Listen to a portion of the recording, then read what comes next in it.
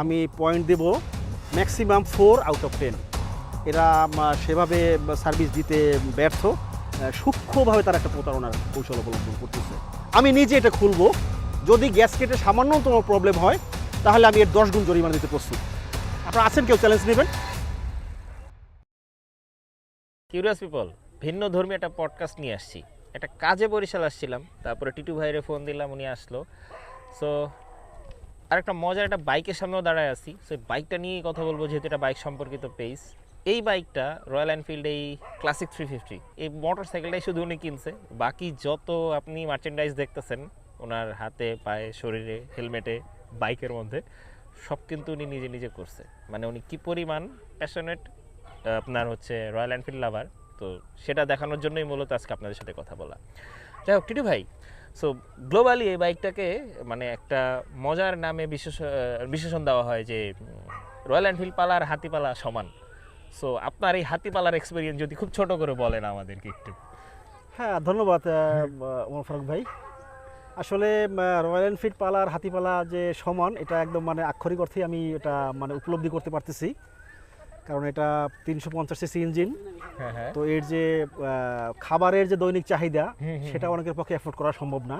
আচ্ছা, কিন্তু আলহামদুলিল্লাহ আল্লাহ তাআলা আমাকে সেইটা এফোর্ড করার সুযোগ দিয়েছেন বা সামর্থ্য দিয়েছেন, এই জন্যই পারতেছি। হ্যাঁ হ্যাঁ, কিন্তু এর এর পাশাপাশি যে বিভিন্ন অ্যাক্সেসরিজ, বিশেষ করে সার্ভিসের সময় যে বিভিন্ন অ্যাক্সেসরিজ প্রয়োজন হয়, হ্যাঁ হ্যাঁ, সেটা অনেকের পক্ষে এফোর্ড করা সম্ভব না, যেটা অন্যান্য সাধারণ বাইকের বেলায় একেবারে নাই বললেই চলে। কিন্তু এখানে মিনিমাম এই রয়্যাল এনফিল্ড একটা মিনিমাম সার্ভিস করতে গেলেও মোটামুটি 4-5 হাজার টাকা চলে যায়। আচ্ছা আচ্ছা, তো এইটা আসলে অনেকের পক্ষে এফোর্ড করা সম্ভব না। আচ্ছা। এরপরে ধরেন পরবর্তীতে স্পেয়ার চেঞ্জ করাটা এগুলো তো অনেক পরের ব্যাপার। কিন্তু এই মুহূর্তে মনে করেন যে প্রতি মাসে মিনিমাম 15 থেকে 20 হাজার টাকা মিনিমাম এইটার পিছনে আমার মানে খরচ হচ্ছে। তো এক অর্থে সেটা এর মানে সততা প্রমাণ পাওয়া যায় যে রয়্যাল এনফিল্ড বাইক পালা আর হাতিপালা সমান কথা। আচ্ছা টিটু ভাই, কতদিন হয়েছে এটা কিনছেন? এটা আমি কিনেছি 1 বছর কয়েকদিন, মানে একদম শুরুর দিকের হ্যাঁ কাস্টমার। হ্যাঁ, আমি 2025 সালের 16 এপ্রিল এটা আমি 19 এপ্রিল এটা আমি হাতে পেয়েছি। আচ্ছা, সো আমি যদি ভুল না করি তাহলে একদম শুরুর দিককার কাস্টমার উনি এক, আর দ্বিতীয়ত সবচেয়ে কম সময়ে সবচেয়ে বেশি কিলোমিটার চালানো লোক আপনি। সেটা আসলে আমি সঠিক বলতে পারবো না, কারণ বলতে পারি আমরা অন্য সবাই কে কি চালিয়েছে আমি জানি না, বাট আমি 1 বছরে চালিয়েছি আপনার 18,700।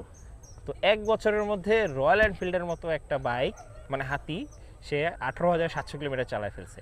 কেন আপনাদের সামনে টিটু ভাইকে নিয়ে আসলাম এবং কেন হঠাৎ করে 30 গোডাউনে বসেই আপনার সাথে কথা বলতেছি, এর একটা অন্যতম প্রধান কারণ হচ্ছে কিন্তু এই বাইকটা নিয়ে উনি পাহাড়ের অনেক এক্সট্রিম জায়গাগুলো উনি ঘুরে ফেলছে, জি, এবং বাংলাদেশের ম্যাক্সিমাম ট্যুর স্পটগুলো কিন্তু উনি টাচ করে ফেলছে।